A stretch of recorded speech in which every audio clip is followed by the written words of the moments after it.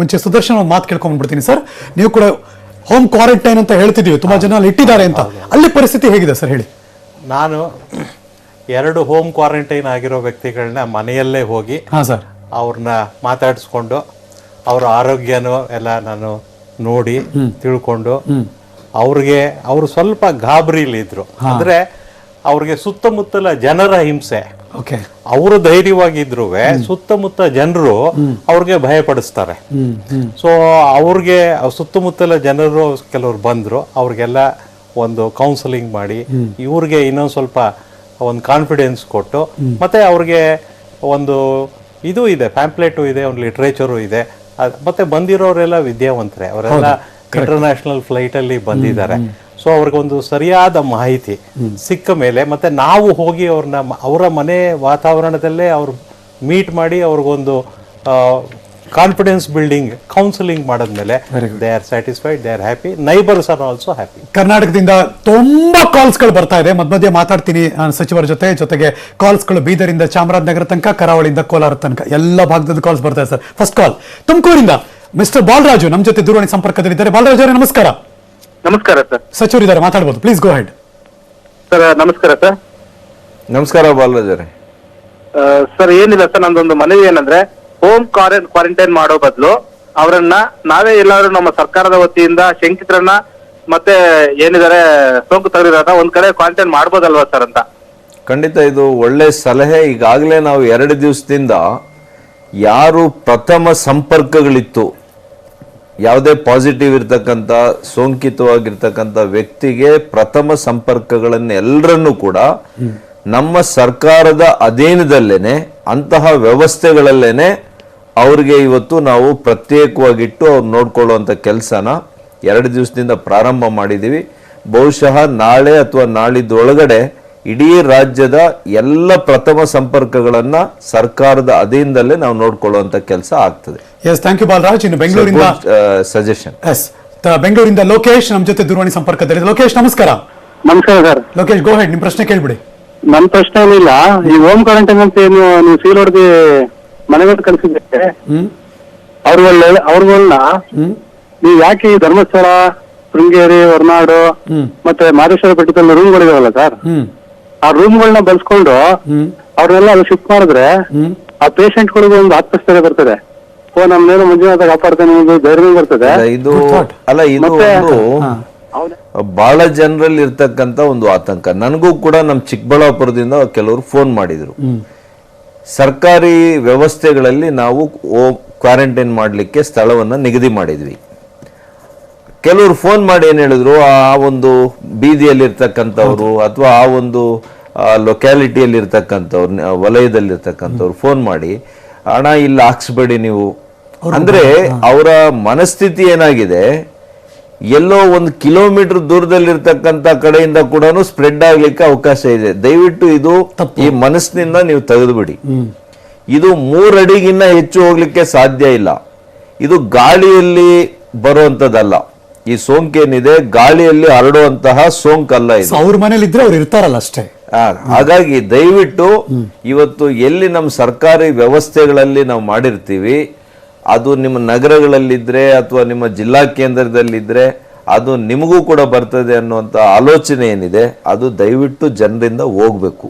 ಇದು ಅವ್ರು ಕೇಳಿದ್ದು ಬಹಳ ಒಳ್ಳೇದಾಯ್ತು. ಯಾಕೆಂದ್ರೆ ಬಹಳ ಜನರಲ್ಲಿ ಇದು ಒಂದು ದೂರದ ಶೃಂಗೇರಿಯಲ್ಲಾಗ್ಲಿ ಮಲಮಹದೇಶ್ವರನ ಬೆಟ್ಟದಲ್ಲಿ ಕ್ವಾರಂಟೈನ್ ಇರ್ತಾರೆ, ಅವಾಗ ನೆಮ್ಮದಿ ಇರುತ್ತೆ, ಸಮಾಧಾನ ಇರುತ್ತೆ, ದೇವ್ರು ಕಾಪಾಡ್ತಾನಪ್ಪ ಒಂದು ತಣ್ಣಗಿರೋ ಜಾಗದಲ್ಲಿ. ಎನಿವೆ ಅಲ್ಲೆಲ್ಲ ಶಟ್ ಡೌನ್ ಆಗಿದೆ, ಈಗ ಅಲ್ಲಿ ಇರಿಸಬಹುದು. ಇವತ್ತು ಆಯಾ ಜಿಲ್ಲೆಗಳಲ್ಲಿ ಆಯಾ ಪ್ರದೇಶಗಳಲ್ಲಿ ನಾವು ಅವರನ್ನು ಇಡ್ಬೋದೇ ಬಿಟ್ರೆ, ಇವತ್ತು ತಾವ್ ಹೇಳ್ದಂಗೆ ಬೀದರ್ ಅವ್ರನ್ನ ನಾವು ಮಲೆಮಹದೇಶ್ವರನ ಬೆಟ್ಟಕ್ಕೆ ತಗೊಂಡೋಗೋದು ಅರ್ಥ ಇಲ್ಲ. ಹಾಗಾಗಿ ಆ ಜಿಲ್ಲೆಗಳಲ್ಲೇ ಆ ರೀತಿಯ ಸೂಕ್ತವಾಗಿರ್ತಕ್ಕಂಥ ಸ್ಥಳಗಳನ್ನೇ ನಮ್ಮ ಜಿಲ್ಲಾಧಿಕಾರಿಗಳು ಆ ಟಾಸ್ಕ್ ಫೋರ್ಸ್ ನ ಕಮಿಟಿ ಏನ್ ಮಾಡಿದೀವಿ ಅವರು ನಿಗದಿ ಮಾಡಿ ಅವರನ್ನ ಸೂಕ್ತವಾಗಿರ್ತಕ್ಕಂಥ ಜಾಗಗಳಲ್ಲಿ ನಾವು ಇಡುವಂತ ಕೆಲಸ ಮಾಡ್ತೀವಿ. Let's go. ದೇವರಾಜ್ ಅಂತ KR ಪೇಟೆಯಿಂದ ದೂರವಾಣಿ ಸಂಪರ್ಕದಲ್ಲಿದ್ದಾರೆ. ದೇವರಾಜ್ ಅವರೇ ನಮಸ್ಕಾರ. ಸರ್ ನಮಸ್ತೆ, ನಾವು ದೇವರಾಜ್ ಅವ್ರ ಕೇಳ್ಕಟ್ಟಿಂದ. ಹೇಳಿ ದೇವರಾಜ್ ಅವರೇ, ನೇರ ಪ್ರಶ್ನೆ ಕೇಳಿ ಸಚಿವರಿಗೆ. ಸರ್, ಕೋಳಿ ಅಂಗಡಿ, ಮಾಂಸ ಅಂಗಡಿನ ದಯವಿಟ್ಟು ನಿಲ್ಲಿಸಿ. ರೈತರು ಏನ್ ಬೆಳೆದಿದ್ದಾರೆ, ತರಕಾರಿಗಳು, ಹಣ್ಣು, ಇವು 1 ವಾರಕ್ಕೆಲ್ಲ ಹೊಂಟೋಗ್ತವೆ, ವಾರ 3 ದಿವಸ, ಇವಕ್ಕೆ ಫಸ್ಟ್ ಅನುವು ಮಾಡ್ಕೊಡಿ. ಅದ್ರ ಜೊತೆಗೆ ಇನ್ನು ಸಿಟಿ ಒಳಗಡೆ 200 ಮೀಟರ್ ಅಥವಾ 300 ಮೀಟರ್ಗೆ ಒಂದು ಅಂಗಡಿ, ತರಕಾರಿ ಅಂಗಡಿ, ಹಣ್ಣಿನ ಅಂಗಡಿ ಮಾಡಿ ಅವಕ್ಕೆ ಲಾರಿಗಳ ಮೂಲಕ ಸಪ್ಲೈ ಮಾಡೋದು, ಈ ತರ ಮಾಡಿ ಮಾರ್ಕೆಟ್ ನ ದಯವಿಟ್ಟು ನಿಲ್ಸಿ ಸರ್. ಮಾರ್ಕೆಟ್ ನಿಲ್ಲಿಸ್ಬಿಡಿ ಸರ್, ಎಲ್ಲ ಒಟ್ಟಿಗೆ ಒಂದು ಕ್ರೌಡ್ ಆಗಿ ಹೋಗ್ಬಿಡ್ತಾರೆ. ಒಂದಷ್ಟು ದೂರದಲ್ಲಿ ಹಳ್ಳಿಗಳಿಂದ ಏನ್ ಬರ್ತಾರೆ ಅದಕ್ಕೆ ವ್ಯವಸ್ಥೆ ಮಾಡ್ಕೊಡಿ, ಅಲ್ಲಿ ಬಂದ್ಬಿಟ್ಟು ಕೊಟ್ಬಿಟ್ಟು ಸುಮ್ಮನೆ ಹಂಗೆ ಹೊಟ್ಟೋಗ್ಬಿಡ್ತೀವಿ ನಾವು, ರೈತರು ಕೊಟ್ಟಂಗೂ ಆಗುತ್ತೆ, ಮಾಂಸ ಮದ್ದು ಎಲ್ಲ ನಿಲ್ಲಿಸ್ಬಿಡಿ ಸರ್ ಅಂತ ಸಜೆಷನ್ ಕೊಟ್ಟರು. ಈಗ ಮಾನ್ಯ ಮುಖ್ಯಮಂತ್ರಿಗಳು, ನಮ್ಮ ಸರ್ಕಾರ ಇವತ್ತು ಕೃಷಿಕರಿಗೆ ಯಾವುದೇ ರೀತಿ ಅನ್ಯಾಯ ಆಗಬಾರ್ದು. ಯಾಕೆಂದ್ರೆ ಬಹಳಷ್ಟು ತಾವೇ ಹೇಳಿದಂಗೆ ತರಕಾರಿ, ಹಣ್ಣೇನಿದೆ, these are all perishable goods. ನೀವು ಬೆಳೆದಿದ ತಕ್ಷಣ ಈ ಕಟಾವ್ ಮಾಡುವಂತ ಸಂದರ್ಭದಲ್ಲಿ ಕಟಾವ್ ಮಾಡಿ ಇವತ್ತು ಮಾರ್ಕೆಟ್ಗೆ ಹಾಕದೆ ಹೋದ್ರೆ ಅವರು ಪಾಪ ಲಕ್ಷಾಂತರ ರೂಪಾಯಿ, ಒಂದು ಎಕರೆ ದ್ರಾಕ್ಷಿ ಬೆಳಿಬೇಕಂದ್ರೆ 1.5 ಲಕ್ಷ ರೂಪಾಯಿ ಆಗ್ತದೆ ಇವತ್ತು. ನಾನು ಯಾವ ದ್ರಾಕ್ಷಿ ಬೆಳೆಯೋ ಜಾಗದಿಂದ ಬಂದಿದ್ದೀನಿ, ಚಿಕ್ಕಬಳ್ಳಾಪುರ. ಇವತ್ತು ಪಾಪ ನಿನ್ನೆ ಮೊನ್ನೆ ನಾನು ನೋಡಿದೆ, ಕೆಲವರು ಯಾರು ಕಟ್ ಮಾಡ್ಕೊಂಡು ಹೋಗ್ದಿರ ಇರ್ತಕ್ಕಂಥವ್ರಿಗೆ ಇವತ್ತು ತಗೊಂಡೋಗಿ ಗೊಬ್ಬರ ಚೆಲ್ಲೋ ಕಡೆ ಚೆಲ್ಬಿಟ್ಟಿದೆ, 2 ಟನ್ 3 ಟನ್ ಸುರಿದ್ರು ಸರ್. ಹಾಗಾಗಿ ಬಹಳ ನೋವಾಯ್ತು ನನಗೆ. ಅದಕ್ಕೋಸ್ಕರನೇ ನಮ್ಮ ಸರ್ಕಾರ ಈಗಾಗಲೇ ಎಲ್ಲ ಜಿಲ್ಲಾಧಿಕಾರಿಗಳಿಗೆ ನಾವು ಆದೇಶ ಕೊಟ್ಟಿದ್ದೀವಿ. ಮಾನ್ಯ ಮುಖ್ಯಮಂತ್ರಿಗಳು ಹೇಳಿದ್ದಾರೆ, ದ್ರಾಕ್ಷಿ ಕಟ್ ಮಾಡಲಿಕ್ಕೆ ವಿಜಯಪುರದಲ್ಲಾಗಲಿ ಚಿಕ್ಕಬಳ್ಳಾಪುರದಲ್ಲಾಗಲಿ ಎಲ್ಲಿ ಬೆಳೀತಾರೆ ಅವರು ಕಟ್ ಮಾಡಲಿಕ್ಕೆ ಅವಕಾಶ ಮಾಡಿಕೊಡಿ, ಅವ್ರು ಮಾರಲಿಕ್ಕೆ ಅವಕಾಶ ಮಾಡಿಕೊಡಿ, ಯಾವುದೇ ರೀತಿ ಅವರಿಗೆ ಅನ್ಯಾಯ ಆಗಬಾರ್ದು ಅಂತೇಳಿ ಎಲ್ಲ ಕೃಷಿ ಚಟುವಟಿಕೆಗಳಿಗೆ ಕರ್ನಾಟಕ ರಾಜ್ಯ ಸರ್ಕಾರ ಮುಕ್ತ ಅವಕಾಶ ಕೊಟ್ಟಿದೆ ಅಂತ ಈ ಮೂಲಕ ನಾನು ತಿಳಿಸ್ಲಿಕ್ಕೆ ಬಯಸ್ತೇನೆ. ಸೊ ಯಾರು ನಿಮ್ಮ ಆಹಾರವನ್ನು ತಂದು ರೋಡ್ಗೆ ಎಸೆಯೋದು ಯಾರು ಮಾಡ್ಲಿಕ್ಕೆ ಹೋಗಬೇಡಿ. ಯಾರಿಗಾದ್ರೂ ತೊಂದರೆ ಇದ್ರೆ ನಾವೀಗಾಗಲೇ ನಂಬರ್ಸ್ ಅನ್ನ ಕೊಟ್ಟಿದ್ದೀವಿ, ಸಹಾಯವಾಣಿಯನ್ನ ಕೊಟ್ಟಿದ್ದೀವಿ. ನೀವು ನನಗೆ ಫೋನ್ ಮುಖಾಂತರ ನನಗೆ ಸಂಪರ್ಕ ಮಾಡಿ. 100ಕ್ಕೆ 100 ನಮ್ಮ ಮುಖ್ಯಮಂತ್ರಿಗಳು, ನಮ್ಮ ರಾಜ್ಯ ಸರ್ಕಾರ ಕೃಷಿಕರ ಪರವಾಗಿ ಇದೆ. ನಾನು ಡಾಕ್ಟರ್ ಒಂದು ಪ್ರಶ್ನೆ ಕೇಳಿದೆ, ಅವರೊಂದು ಪ್ರಶ್ನೆ ಮುಂದುವರಿಸ್ತೀನಿ ನಾನು. ಡಾಕ್ಟರ್ ರವಿ ಅವರೇ, ಈ ಚಿಕನ್ನು ಮತ್ತು ನಾನ್ ವೆಜ್ ಬಗ್ಗೆ ಮಾತಾಡ್ತಿದ್ರು, ಅದು ತಿಂದ್ರೆ ಏನೋ ಆಗೋಗುತ್ತೆ, ಸೊ ಹಂಗಾಗಿ ಯಾರು ಅದನ್ನ ಮುಟ್ಟಲ್ಲ, ಎಲ್ಲ ಹಸಿ ತರಕಾರಿ ತಗೊಂಡು ತಿನ್ಕೊಂಡು ಸುಮ್ಮನೆ ಆರಾಮಾಗಿದ್ದಾರೆ ಅಂತ. ಎಷ್ಟು ನಿಜ ಇದು? ಚಿಕನ್ನು ಮೊಟ್ಟೆ ಮೂಲಕ ಹರಡೋ ಕಾಯಿಲೆ ಅಲ್ಲ ಇದು. ಚಿಕನ್ ಅಲ್ಲಿ ಕಾಯಿಲೆ ಉಂಟು ಮಾಡಲ್ಲ, ಮೊಟ್ಟೆಯಲ್ಲಿ ವೈರಸ್ನ ಯಾರು ಕಂಡುಹಿಡಿದಿಲ್ಲ. ಸೊ ಇದು ಜನರಲ್ಲಿ ಒಂದು ಆತಂಕ, ಇದು ತಿಂದ್ರೆ ಬಂದ್ಬಿಡುತ್ತೆ ಅಂತ. ಆದ್ರೆ ಚಿಕನ್ನು ಮೊಟ್ಟೆಯಿಂದ ಬರೋ ಬೇರೆ ಕಾಯಿಲೆಗಳಿದ್ದಾವೆ. ಅದರಿಂದ ಯಾವುದೇ ಬೇಯಿಸಿ ತಿಂದ್ರೆ, ಮೊಟ್ಟೆ ಆದ್ರೆ ಅದನ್ನ ತೊಳೆದು ಕ್ಲೀನ್ ಆಗಿ ಸೋಪು ವಾಟರ್ ಆಗಿ ತೊಳೆದು ಆಮೇಲೆ ಬ್ರೇಕ್ ಮಾಡಿ ಅದನ್ನ ಏನ್ ಮಾಡ್ತಿರೋ ಆಮ್ಲೆಟ್ಟೋ ಫ್ರೈಯೋ ಅದು ಮಾಡ್ಕೊಂಡ್ರೆ ಯಾವ ರೀತಿ ತೊಂದರೆನೂ ಇಲ್ಲ. ಹಸಿದಾಗಿ ಯಾವುದು ತಿನ್ಬಾರ್ದು. ಈ ಕಾಯಿಲೆ ಬಗ್ಗೆ ಹೇಳ್ತಾ ಇಲ್ಲ ನಾನು, ಬೇರೆ ಬೇರೆ ಹಕ್ಕಿ ಕಾಯಿಲೆ ಅಂತ ಬೇರೆ ಬೇರೆ ಕಾಯಿಲೆಗಳು ಅದನ್ನು ತಡೆಗಟ್ಟಬಹುದು. ಈ ಒಂದು ಸ್ವಚ್ಛತೆ ನಾವು ಪ್ರಾಕ್ಟೀಸ್ ಮಾಡಿ ಬಾಯ್ಲ್ಡ್ ಫುಡ್ ತಗೊಂಡ್ರೆ ಯಾವ ತೊಂದರೆನೂ ಇಲ್ಲ. ಇದನ್ನಂತೂ 2 ತಿಂಗಳಿಂದ ತುಂಬಾ ದೊಡ್ಡ ಮಟ್ಟದಲ್ಲಿ ಕೇಳಿದೀವಿ ನಾವು. ಸ್ವಚ್ಛತೆ ಸಚಿವರು ಉತ್ತರ ಕೊಡ್ತಾರೆ. ದೇವರಾಜ್ ಅಂತ ಮಂಡ್ಯದಿಂದ ಒಬ್ರು ದೂರವಾಣಿ ಸಂಪರ್ಕದಲ್ಲಿದ್ದಾರೆ. ದೇವರಾಜ್ ನಮಸ್ಕಾರ. ಸರ್ ನಮಸ್ಕಾರ ಸರ್, ನಾನು ದೇವರಾಜ್ ಅಂತ ಹೇಳ್ಬಿಟ್ಟು. ಹೇಳಿ ದೇವರಾಜ್ ಅವರೇ, ಸಚಿವರ ಪ್ರಶ್ನೆ ಸರ್ ಹತ್ರ ಮಾತಾಡ್ಬೇಕಿದೆ ಸರ್. ಗೋ ಹೆಡ್. ಹೇಳಿ ದೇವರಾಜ್ ಅವರೇ. ಸರ್ ನಮಸ್ಕಾರ ಸರ್. ಸರ್ ನಿಮ್ಮನ್ನ ನೋಡ್ತಾ ಇದ್ರೆ ಏನೋ ಒಂದು ಎನರ್ಜಿ ಬರುತ್ತೆ, ತುಂಬಾ ಚೆನ್ನಾಗಿ ನಿಭಾಯಿಸ್ತೀರಾ ಸರ್. ನಿಮ್ ಖಾತೆ ಆಗ್ಲಿ ಬೇರೆ ಆರೋಗ್ಯದ ಇಲಾಖೆ ತುಂಬಾ ಚೆನ್ನಾಗಿ ನೋಡ್ಕೊತಿದೆ ಸರ್, ತುಂಬಾ ಖುಷಿ ಆಗುತ್ತೆ. ಪ್ರಶ್ನೆ ಏನು? ಹೇಳಿ ದೇವರಾಜ್. ಏನಿಲ್ಲ, ಪ್ರಶ್ನೆ ಏನಿಲ್ಲ ಸರ್. ಇದು ಇವಾಗ ಸರ್ ನೀವು ತುಂಬಾ ಚೆನ್ನಾಗಿ ತಗೋತಾ ಇದೀರಾ, ಅದ್ರ ಜೊತೆಗೆ ಇನ್ನೂ ಡಿಪಾರ್ಟ್ಮೆಂಟ್ಗೆ ಇನ್ನೂ ಪವರ್ ಕೊಡಿ ಸರ್, ಪೊಲೀಸ್ ಡಿಪಾರ್ಟ್ಮೆಂಟ್ಗೆಲ್ಲ. ಇಲ್ಲ, ಈಗಾಗಲೇ ನಮ್ಮ ಸರ್ಕಾರ ಗೃಹ ಇಲಾಖೆಗೆ, ನಮ್ಮ ಗೃಹ ಸಚಿವರಿಗೆ ಸಂಪೂರ್ಣ ಸ್ವಾತಂತ್ರ್ಯ ಕೊಟ್ಟಿದೆ, ಶಕ್ತಿ ಕೊಟ್ಟಿದೆ, ನೆರವು ಕೊಟ್ಟಿದೆ. ಹಾಗಾಗಿ ಇವತ್ತು ಗೃಹ ಇಲಾಖೆಯವರು ಕೂಡ ಬಹಳ ಗಂಭೀರವಾಗಿ ತಗೊಂಡು ನಿಜವಾಗಿಯೂ ಕೂಡ ಅವರು ಬಹಳ ದೊಡ್ಡ ಪ್ರಮಾಣದಲ್ಲಿ ಒಳ್ಳೆ ಕೆಲಸ ಮಾಡ್ತಾ ಇದ್ದಾರೆ. ಎಲ್ಲೋ 1-2-3 ಕಡೆ ಕೆಲವು ಇನ್ಸಿಡೆಂಟ್ಸ್ ನಡೆದಿದೆ, ಇಲ್ಲ ಅಂತ ಹೇಳೋದಿಲ್ಲ. ಆದರೆ ಇವತ್ತು ಜನರು ದಯವಿಟ್ಟು ಸಹಕಾರ ಮಾಡಬೇಕು. ಇವತ್ತು ಪೊಲೀಸ್ನವರು ನೋಡಿ, ಇವತ್ತು ಯಾರು ನಿರಾಶ್ರಿತರಿದ್ದಾರೆ, ದಿನಗೂಲಿ ನೌಕರರಿದ್ದಾರೆ, ಕೂಲಿ ಕಾರ್ಮಿಕರಿದ್ದಾರೆ, ಕಟ್ಟಡ ಕಾರ್ಮಿಕರಿದ್ದಾರೆ, ಇವ್ರಿಗೆ ಇಷ್ಟು ಜನಕ್ಕೆ ಬೆಂಗಳೂರಿನಲ್ಲಿ ಬೇರೆ ಬೇರೆ ನಗರಗಳಲ್ಲಿ ಇವತ್ತು ಊಟದ ಪಟ್ಟಣಗಳನ್ನ ಕೊಡೋದ್ರಿಂದ ಹಿಡಿದು ಅವರಿಗೆ ಆಶ್ರಯ ಕೊಡುವಂತ ಜಾಗಗಳಿಗೆ ಕಾವಲು ಕಾಯುವಂತ ಕೆಲಸ ಮಾಡೋದ್ರಿಂದ ಹಿಡಿದು ಇವತ್ತು ಪ್ರತ್ಯೇಕವಾಗಿ ಇರೋದಕ್ಕೆ ಅದನ್ನು ಕೂಡ ನೋಡ್ಕೊಳ್ಳುವಂತ ಕೆಲಸ. ಇವತ್ತು ದಿನ ರಾತ್ರಿ ಅಂತ ಹೇಳ್ದಿರ, ಹಗಲು ರಾತ್ರಿ ಅನ್ನುವಂತಹ ಹೇಳ್ದಿರ ಇವತ್ತು ಪ್ರಾಮಾಣಿಕವಾಗಿ ನಿಜವಾಗಿಯೂ ಕೂಡ ಬಹಳ ಕಷ್ಟಪಟ್ಟು ಇವತ್ತು ಮುಂದೆ ನಿಂತು ಕೆಲಸ ಮಾಡ್ತಾ ಇರ್ತಕ್ಕಂಥ ವರ್ಗ ಇವತ್ತು ಪೊಲೀಸ್ ಇಲಾಖೆ. ಇವತ್ತು ಮಧ್ಯಾಹ್ನ ತುಂಬಾ ಜನ ನಡ್ಕೊಂಡು ಹೋಗ್ತೀವಿ ಸರ್ ಮೈನ್ ರೋಡ್ ಅಲ್ಲಿ, ಧಾರವಾಡ ನೋಡ್ತಾ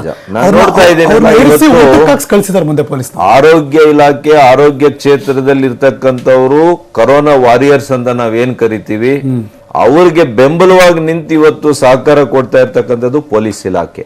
ಹಾಗಾಗಿ ದಯವಿಟ್ಟು ಅವ್ರ ಬಗ್ಗೆ ತಮ್ಮೆಲ್ರಿಗೂ ಕೂಡ ನಾಡಿನ ಜನತೆಗೆ ನಾನು ಮನವಿ ಮಾಡ್ತೀನಿ, ಅವ್ರ ಬಗ್ಗೆ ಕೂಡ ಸಹಾನುಭೂತಿ ಇರಲಿ, ಅವ್ರಿಗೂ ಸಹಕಾರ ಕೊಡುವಂಥ ಮನಸ್ಸು ತಮ್ಮೆಲ್ಲರದ್ದು ಆದರೆ ಅವ್ರ ಕೆಲಸನೂ ಸುಲಭ ಆಗ್ತದೆ. ನಮ್ಮ ನಾಡಿನ ರಾಜ್ಯ ಸರ್ಕಾರದ ಆಶಯ ಏನಿದೆ ಅದು ಈಡೇರ್ತದೆ. ಇನ್ನು ಮೈಸೂರಿಂದ ರಾಜೇಶ್ ನಮ್ಮ ಜೊತೆ ದೂರವಾಣಿ ಸಂಪರ್ಕದಲ್ಲಿದ್ದಾರೆ. ನಮಸ್ಕಾರ ರಾಜೇಶ್. ಸರ್ ನಮಸ್ಕಾರ. ಪ್ರಶ್ನೆ ಕೇಳಿ ಸಚಿವರಿಗೆ. ನಮ್ ಸಾಹೇಬ್ರಿಗೆ ಸರ್ ಸುಧಾಕರ್ ಸರ್ ನಮಸ್ಕಾರ. ನಮಸ್ಕಾರ. ಒಳ್ಳೆ ಎಫರ್ಟ್ ಆಗ್ತಿದ್ದೀರಾ, ಹಿಂಗೆ ಇರ್ಲಿ. ನಾನು ಇಡೀ ರಾಜ್ಯ ಸರ್ಕಾರನೇ ಎಫರ್ಟ್ ಆಗ್ತಾ ಇದೆ. ನೀವಿದ್ದೆ ನಿಮ್ ಹಿಂದೆ ಎಲ್ಲರೂ ಇರ್ತಾರೆ, ಜೊತೆ ನಾವು ಇರ್ತೀವಿ. ನೀವು ಮನೆಯಿಂದ ಆಚೆಗೆ ಬಂದಿಲ್ವಾ ರಾಜೇಶ್? ಇಲ್ಲ ಸದ್ಯಕ್ಕೆ ಎಲ್ಲೂ ಬಂದಿಲ್ಲ ಸರ್. Very good. ಒಂದಷ್ಟು ಜನ ಕೇಳ್ಬೇಕು ನೀವು ಹಂಗಾರೆ. ಇಲ್ಲ ಅದೇ ತರ ಇದೆ. ಕೆಲವೊಬ್ರು ಇರ್ತಾರೆ ಸರ್, ಬೇಸಿಕ್ ನೆಸೆಸಿಟಿ ಇರ್ತಲ್ಲ. ಟೆಸ್ಟಿಂಗ್ ಕಿಟ್ ಅಲ್ಲಿ ಬೇರೆ ಮೀಡಿಯಾದಲ್ಲಿ ಅನೌನ್ಸ್ ಮಾಡ್ತಾವ್ರೆ, ಈ ಚೈನಾದಿಂದ ತರ್ಸ್ಕೊತಿರೋದು ಮ್ಯಾಕ್ಸಿಮಮ್ ಅದರಲ್ಲಿ ನೆಗೆಟಿವ್ ಬರೋದು ಸ್ವಲ್ಪ ಕ್ವಾಲಿಟಿ ಇಲ್ಲ ಅಂತ ಬರ್ತಾ ಇದೆ. ಅದ್ರ ಬಗ್ಗೆ ಏನ್ ಡಿಸಿಷನ್ ತಗೊಂಡಿದ್ದೀರಾ ಸರ್? ಇಲ್ಲ, ಒಳ್ಳೆ ಪ್ರಶ್ನೆ ಕೇಳಿದಿರಿ ರಾಜೇಶ್ ಅವರೇ. ಈಗ ಟೆಸ್ಟ್ಗಳಲ್ಲಿ 2 ತರ ಇದೆ. ರಿಯಲ್ ಟೈಮ್ PCR ಅಂತ ಹೇಳ್ತೇವೆ, ಅದು ಕೆಲವು ಗಂಟೆಗಳು ತಗೊಳುತ್ತೆ, 4 ರಿಂದ 6 ಗಂಟೆಗಳವರೆಗೂ ತಗೊಳುತ್ತೆ. ಇನ್ನೊಂದು ರ್ಯಾಪಿಡ್ ಟೆಸ್ಟ್ ಕಿಟ್ಸ್ ಅಂತ ಇದೆ, ಅದು ನಮ್ಮ ಪ್ರೆಗ್ನೆನ್ಸಿ ಕಿಟ್ಟು ಅಥವಾ ಇವತ್ತು ಶುಗರ್ ಟೆಸ್ಟ್ ಮಾಡೋದಕ್ಕೆ ಸ್ಟ್ರಿಪ್ಸ್ ಯಾವ ತರ ಇರುತ್ತೆ ಅದು ಕೂಡ ಬರ್ತಾ ಇದೆ. ಅದು ಕೇವಲ 15-20 ನಿಮಿಷದಲ್ಲಿ ನಿಮಗೆ ರಿಸಲ್ಟ್ ಗೊತ್ತಾಗುತ್ತೆ. ಬ್ಲಡ್ ಸ್ಯಾಂಪಲ್ ತಗೋತಾರೆ, ಚೆಕ್ ಮಾಡ್ತಾರೆ. ಹಾಗಾಗಿ ಆ ಟೆಸ್ಟ್ಗಳಲ್ಲಿ ಏನಾಗ್ತಾ ಇದೆ, ಕೆಲವು ದೇಶಗಳಲ್ಲಿ ಇವತ್ತು ನಮಗೂ ಕೂಡ ಗಮನಕ್ಕೆ ಬಂದಿದೆ. ಅನೇಕ ಟೆಸ್ಟ್ಗಳು ಸ್ಪೇನ್ ನಲ್ಲಿ, ಎಲ್ಲಿ ಚೈನಾದಿಂದ ಹೋಗಿರ್ತಕ್ಕಂಥ ಕಿಟ್ಗಳಲ್ಲಿ ಅದರ ರಿಸಲ್ಟ್, ಅದರ ರಿಪೋರ್ಟ್ ಏನಿದೆ ಬಹಳ ನೆಗೆಟಿವ್ ಬಂದಿದೆ. ಅನೇಕರಿಗೆ ನೆಗೆಟಿವ್ ಅಂತ ಬಂದಿದೆ, ಯಾರಿಗೆ ವೈರಾಣು ಸೋಂಕಿದೆ ಅಂತ ರಿಪೋರ್ಟ್ಸ್ ನೆಗೆಟಿವ್ ಬಂದಿದೆ, ಅಕ್ಯುರೇಸಿ ಇಲ್ಲ, ಅಲ್ಲಿಗೆ ಅಕ್ಯುರೇಸಿ ಕಡಿಮೆ ಇದೆ ಅಂತ.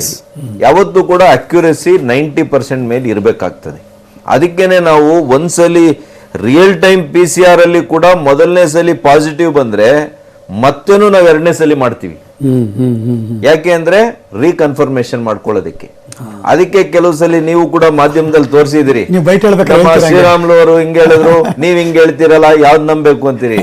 ನಾನು ವೈದ್ಯನಾಗಿ ಏನ್ ಮಾಡ್ತೀನಿ, 2ನೇ ಕನ್ಫರ್ಮೇಟರಿ ರಿಸಲ್ಟ್ ಬರ್ಬೇಕು, ಅವಾಗ ನಾನು ಧೈರ್ಯವಾಗಿ ಇವ್ರದ್ದು ದೃಢಪಟ್ಟಿದೆ ಅಂತ ಹೇಳ್ತೀನಿ. ಅಷ್ಟೇ ವ್ಯತ್ಯಾಸ. ಹಾಗಾಗಿ ಸರ್ಕಾರದಲ್ಲಿ ಮಂತ್ರಿಗಳ ಮಧ್ಯೆ ವ್ಯತ್ಯಾಸ ಇಲ್ಲ, ಏನೂ ಇಲ್ಲ.